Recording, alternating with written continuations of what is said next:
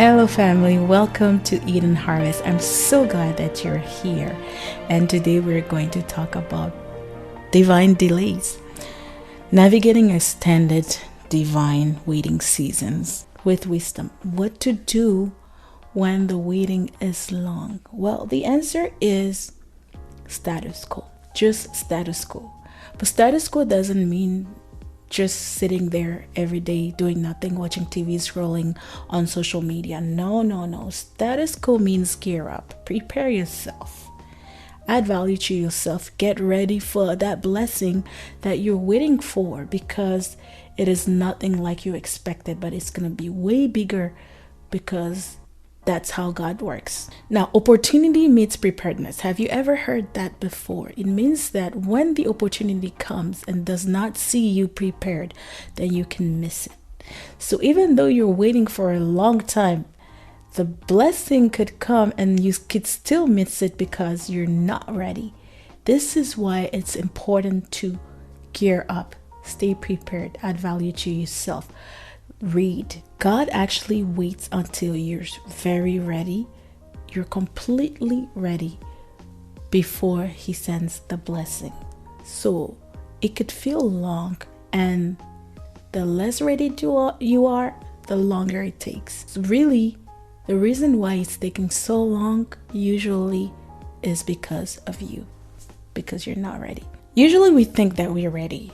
Usually we assume that we're ready, but most people, when they think they're ready, that is the indication and the sign that they're not ready, and that they should be getting more prepared. Because somebody who thinks they're not ready, they keep learning, they keep adding value, they keep polishing their craft, they keep adding value to themselves and their talents, they keep improving themselves, fixing whatever needs to be fixed, adding value, learning, becoming a better person. And they never know that they're completely ready, because this is actually what we're supposed to be doing. We're learning, and we're never perfect until Jesus comes and finds a perfect church and picks and takes us. So technically, if you think you're ready, you're not. And you should be preparing more so that you and your desires aligned with the kingdom agenda and not your self-interest, so that your heart will be transparent enough to be receptive to teaching and to learning, so you can actually graduate from the test that is coming, so you can be ready, prepared for your blessing.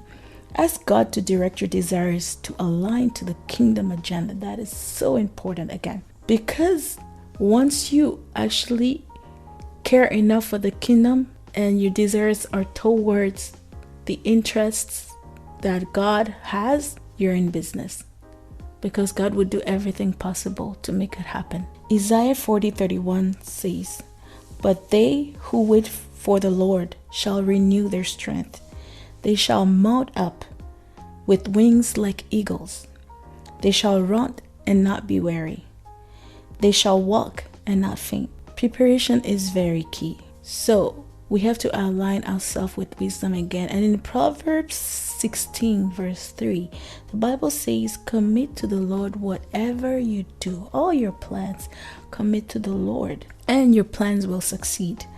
So stay prayerful, open your heart, and be flexible to teaching. Be receptive to teaching and to learning and to improving yourself, to being a better you, that person that deserves the blessing.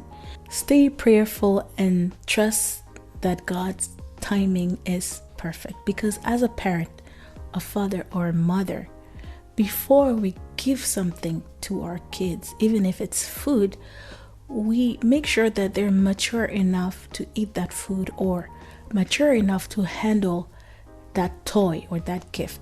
That is why when you buy a gift, it says from 3 to 5 years old, for example, or 5 to 10 years old, or 14 years old, depending the maturity of the child to be able to handle the gift or the toy that is coming to them. The same thing goes for us. You need to mature, and it comes with work that you're supposed to do at your level. What advice would you give someone who is waiting for long?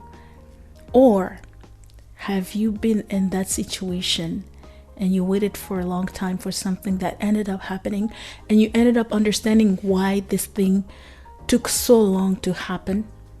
Leave your story, your testimony in the comments so somebody might be blessed by it. What advice would you give someone who's going through an extended waiting period, a waiting season that is not coming to an end and we have no idea when it's ending? What would you tell that person?